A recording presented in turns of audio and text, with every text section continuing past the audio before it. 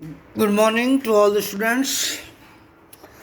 As all of you know that we have completed total 2 acts of Andhayuk till now.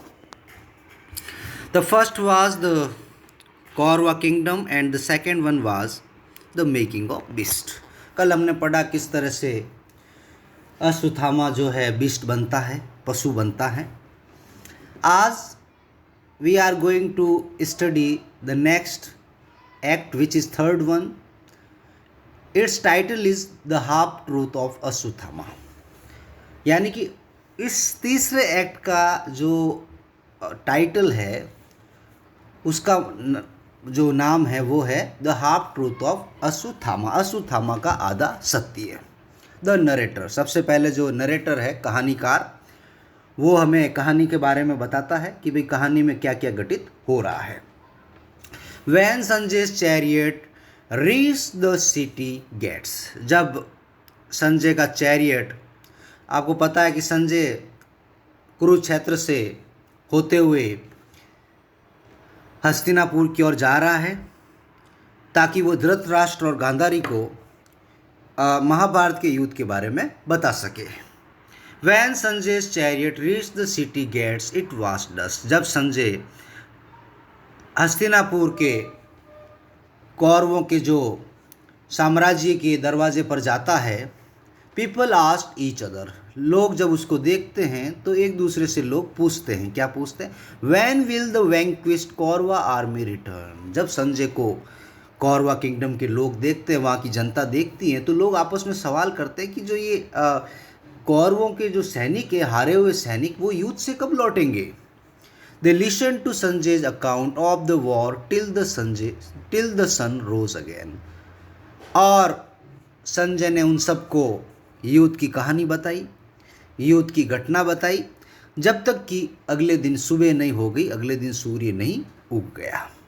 His painful story turned Gandhari into stone. और उसकी कहानी सुनकर गांधारी पत्थर में तब्दील हो गई. कहने का मतलब वो पत्थर सी हो गई, उसके अंदर कोई भाव नहीं रहे. हर फेस पेल विथ सोरो सीम्ड लाइफलेस. उसका चेहरा फीका पड़ गया, जैसे उसके जीवन, उसके जो शरीर में कोई जान ही नहीं हो. अपने बेटे की हार को सुनकर कौन ऐसा महसूस नहीं करेगा. As the sun rose in the sky. और अगले दिन जैसे ही आकाश में सूर्य उगता है, the city slowly start to life. और शहर में जान आ जाती है, क्योंकि लोग सुबह उठते हैं, काम पर जाते हैं, अपना दैनिक काम करते हैं. A rabble of Brahmins, women, doctors, widows, dwarfs, old men and the wounded. Rabble यानी ग्रुप. तो एक ग्रुप होता है, एक समूह होता है ऑफ ब्राह्मण्स, विमेन, कुछ ब्राह्मण विमेन्स होती हैं, कुछ डॉक्टर्स होते हैं, कुछ विडोज होती हैं, कुछ ड्वार्फ होते हैं नाटे, कुछ ओल्ड मैन होते हैं, एंड द वुंडेड, और कुछ घायल लोग होते हैं. Crawled back into the city on broken chariots and shattered carts. यानी कि जो ब्राह्मण महिलाएं हैं, उनके साथ डॉक्टर्स हैं, कई घायल सैनिक हैं, वो लोग जो कौरवों की तरफ से पांडवों के विरुद्ध युद्ध लड़ने गए थे, वो अब धीरे धीरे अपने टूटे हुए रथ में वापस जो है हस्तिनापुर लौट रहे हैं. 18 days ago, 18 दिन पहले जब ये युद्ध शुरू हुआ था, the soldiers had left in a riot of colorful flags. जब यहाँ 18 दिन पहले युद्ध शुरू हुआ, तब यहाँ से सैनिक युद्ध लड़ने के लिए गए थे. तब उनके रंग बिरंगे जो है झंडे लगे हुए थे रथों पर, रथ सजाए हुए थे. Their feet trampling the earth, their shouts shattering the sky.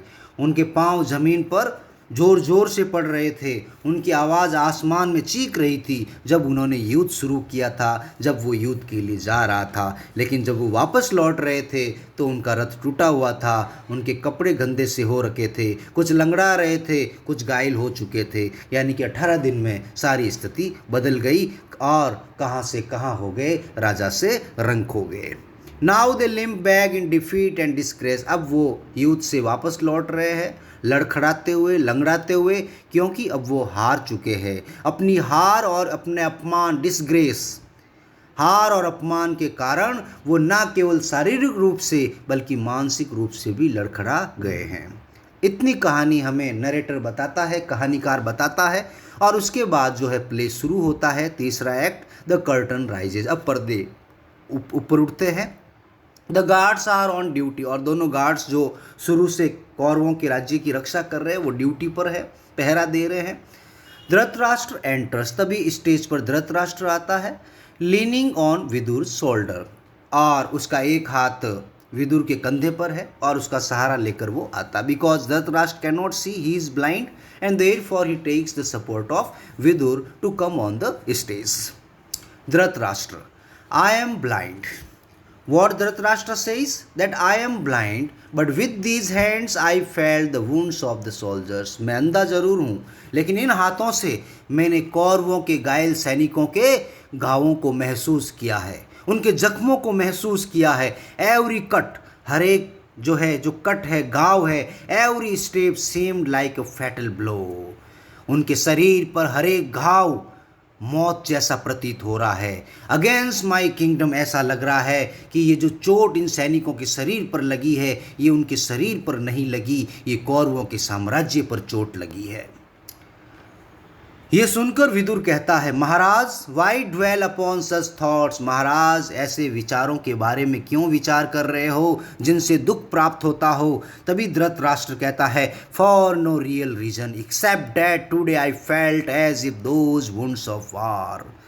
वो कहता, विदुर, बस एक ही कारण से मैं इन चीज़ों को वापस याद कर रहा हूँ, क्योंकि आज मुझे युद्ध के उन घावों की याद आ गई Sanjay had described so often had been inflicted upon on my body।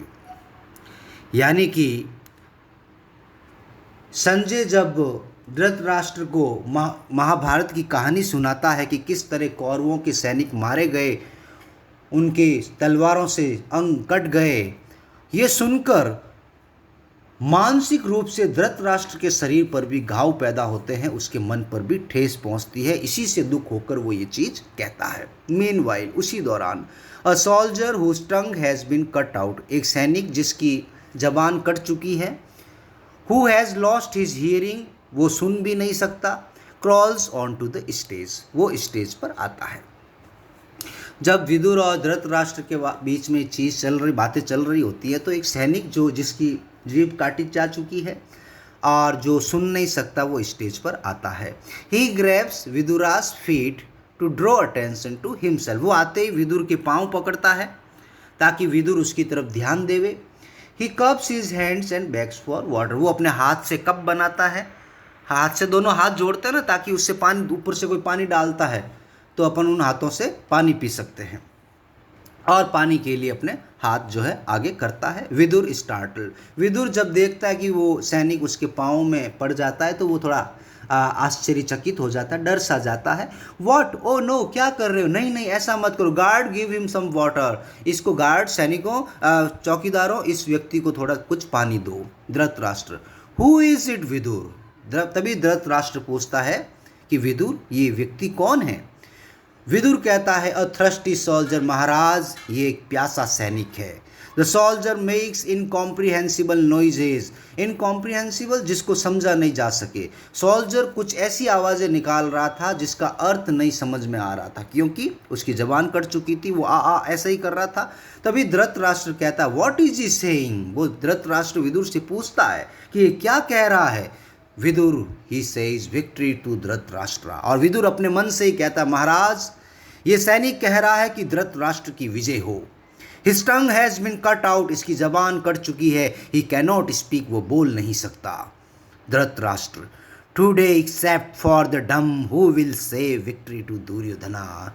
तभी धृतराष्ट्र कहता है कि विदुर, तुम सही कह रहे हो, आज जो है गूंगे के अलावा कौन जो है धृतराष्ट्र की विजय की घोषणा कर सकता है, क्योंकि जो बोल सकता है वो तो दुर्योधन की विजय की घोषणा कर नहीं सकता, क्योंकि उसको सब पता है कि दुर्योधन हारने वाला है, और गूंगा व्यक्ति ही ये कह सकता है कि हम जीत रहे हैं। कहने का मतलब हम अपने आप ही वो अर्थ निकाल रहे हैं, बल्कि ये व्यक्ति नहीं कह रहा है।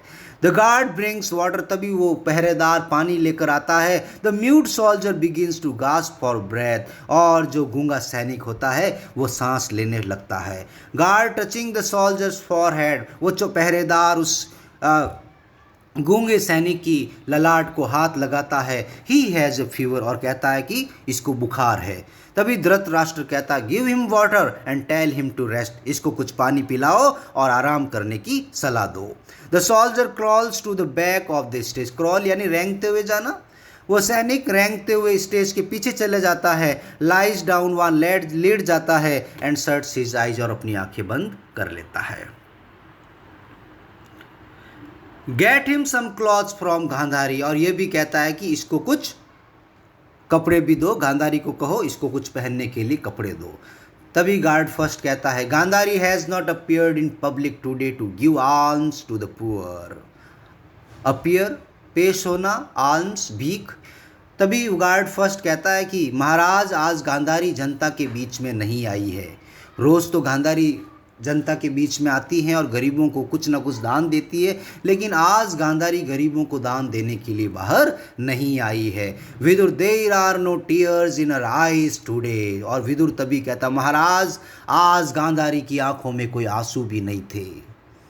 नो सोरो, कोई दुख नहीं था उसकी आंखों में। नो एंगर, कोई गुस्सा नहीं था उसकी आंखों में। She sits on the steps, वो सीढ़ियों पर बैठी थी। स्टिल एज ए स्टेच्यू, जैसे कोई प्रतिमा कैसे हो, जैसे कोई मूर्ति कैसे हो, वो मूर्ति की तरह बैठी थी। कार्व्ड आउट ऑफ स्टोन, एक पत्थर की मूर्ति कैसी होती है जो हिल डुल नहीं सकती, उसी तरह एक पत्थर सी मूर्ति बनकर गांधारी जो है सीढ़ियों पर बैठी थी, क्योंकि आज उसने सुन लिया कि उसका जो बेटा दुर्योधन है वो हार गया। और कौन माँ है जो ऐसा नहीं करेगी, दुखी नहीं होगी अगर उसका बेटा हार जाए। There is commotion in the beings, तभी स्टेज के जो ऊपरी एरिया होता है वहाँ कुछ हो हल्ला होता है। और धृतराष्ट्र तभी कहता गार्ड, चौकीदार, पहरेदार, गो and see what the noise is about, पहरेदार जाओ और पता लगाओ कि यह शोर शराबा किस चीज़ का है। फिर गार्ड फर्स्ट चला जाता है ये पता करने के लिए कि भाई शोर शराबा किस चीज़ का हो रहा है। तभी विदुर कहता Maharaj please go and console Gandhari, Maharaj चलिए एंड कंसोल गांधारी, कंसोल यानी सांत्वना देना, गांधारी को शांत करिए। तभी धृतराष्ट्र कहता आई सेल, चलते हैं। Even Sanjay is not with her, Dhritarashtra कहता है हमें चलना चाहिए क्योंकि अभी संजय भी गांधारी के पास नहीं है। Who knows what news he will bring today, और हमें नहीं पता, किसी को भी नहीं पता कि संजय आज क्या खबर लाएगा ऑफ लास्ट बैटल, क्योंकि आज अंतिम युद्ध होने वाला है बिटवीन भीमा एंड दुर्योधना। आपने महाभारत तो देखी होगी, क्योंकि महाभारत एक महाकाव्य है और इसको हम हकीकत घटना से नहीं जोड़ सकते, ये केवल काल्पनिक कथा है। तो जैसे ये विष्णु पुराण, ये जो पंचतंत्र की कहानियाँ हैं, उसी तरह से ये भी है। तो इसमें हमें बताया गया है कि तो धृतराष्ट्र कहता है कि आज भीम और दुर्योधन के बीच में अंतिम युद्ध होने वाला है, और आज क्या परिणाम होगा ये तो संजय ही बता पाएगा, क्योंकि वो तो देख नहीं सकता, वो तो वहाँ जा नहीं सकते। तभी विदुर कहता महाराज दिस वे, महाराज इस ओर चलिए, क्योंकि वो अंधा है, उसको ध्यान नहीं किधर जाना है, गांधारी किधर है, तो वो कहता महाराज इस ओर चलिए। Dhritarashtra leaves with guard two, अब धृतराष्ट्र गार्ड सेकंड के साथ चला जाता है। व्हाट नॉइज इज दैट, और विदुर पूछता है ये आवाज़ किस चीज़ की है। अब गार्ड फर्स्ट जो चला गया था ये पता करने के लिए कि भाई ये शोर शराबा किस चीज़ का है, वो वापस आता है।